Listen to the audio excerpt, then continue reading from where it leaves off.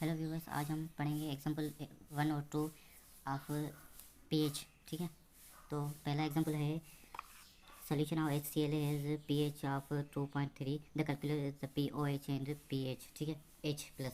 ठीक है, तो हमें कैलकुलेशन करना है। हमें pH किसकी pH की हमें वैल्यू दी हुई है 2.3। ठीक है, वो सिर्फ pH में पुट करनी है तो हमें pOH की वैल्यू मिल जाएगी। हमें कैलकुलेट करनी है pOH की वैल्यू कैलकुलेट करनी थी। तो फार्मूला तो ये है pH plus pOH is equal to 14।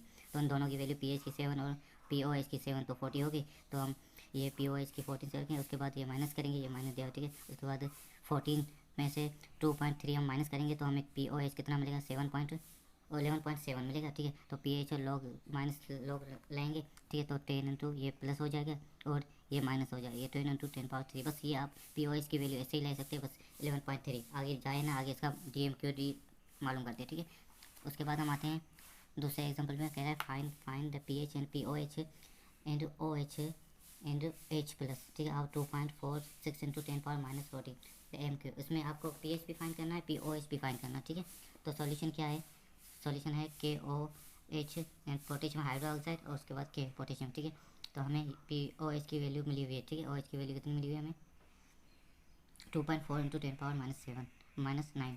ठीक है, तो ये हम फार्मूले में पुट करेंगे। फार्मूला हमारा क्या है, H प्लस इजिकल टू, ये हमारा फार्मूला रखेंगे प्रोडक्ट अपॉन रिएक्टेंट।